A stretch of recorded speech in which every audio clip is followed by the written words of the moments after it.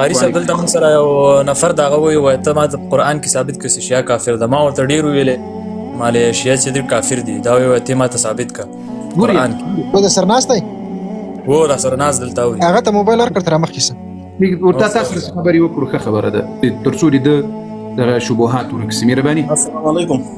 وعلیکم السلام. تاسو شیعه یاست که سنی یاست؟ نه زه سنی یم. ښه سنی یاست.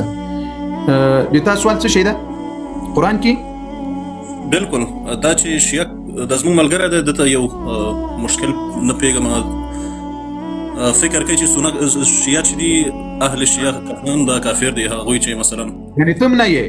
نه زه خو نه یم، خو زه دته وایم چې ته په غلطه یې، لاره دې غلطه ده، ته حتما نه پوهېږې په دې ستونزه باندې. ځکه زه خپله ایران کې وم، ما خلک کې لیدلي دي دا کوم کس چې اوس وفات شولو هغه باندې ما خبرې نشته لیکن ما خبرې ته وکړه. ته مسأله دا ده چې دا روافض شیعه دا مسلمان دي که نه دي، په دې مباحث ته په خپل منځ کې سره نه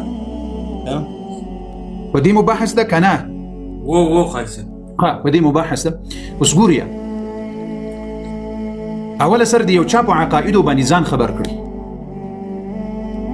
د چا په عقایدو باندې ځان خبر کړي. هغه عقاید دادي اوس مثلا د روافضو عقیده دا د شیعو دغه قرآن سنن له مسلمانانو سره ده، دا هغه قرآن نه ده کوم چې رسول الله صلی الله علیه وسلم باندې نازل شوی ده. خبره پوهیږي کنه؟ مایک د اخلاص کلمات جواب ورکوه. جواب ورکوه. د دوی معتبر کتاب اصول کافی لدغه معتبر دوی ته داسې حیثیت لري لکه مسلمانانو ته بخاری لري.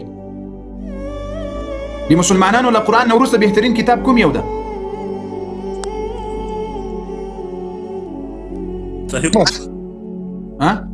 البخاري. صحیح البخاري. دوی ته روافض او شیعه ته معتبر کتاب الکافی ده. په دغه الکافی کتاب کې راغلي دي چې قرآن ول زره آیات ده، روایتهم صحیح ده. او اصلي قرآن امام علي لیکلی او مهدي ته ورکړی د غارتي ورسره وړی ده. دا اوله عقیده دی کفر ده. دا که ته لري که شیعه لري که سني لري که بل لري چې داسې عقیده څوک لري دا مسلمان نه ده. خبره باندې پوه شوې که پوه نه شولې؟ دما خبره عامه ده، دا قاعده زده کړي.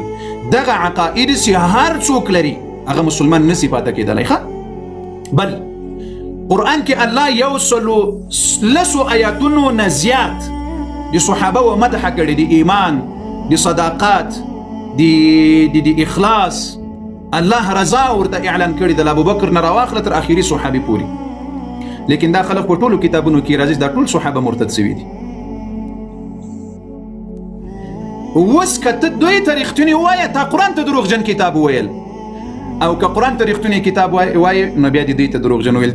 دوه حق نسي کېدلی چې هم دوی حق سي هم قرآن حق سي. قرآن کې رب العالمین ټول مهاجر او انصار ته اولئک هم المؤمنون حقا.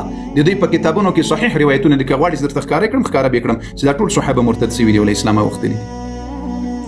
دویمه عقیده دغه عقیده که اوس ته ولري ته په اسلام کې ځای نه لري، بل سني ولري شیعي لري هر څوک لري، دا عقیده د اسلام نه ده او نه په دې عقیده څوک مسلمان پیدا کېدلی پاته کېدلی شي.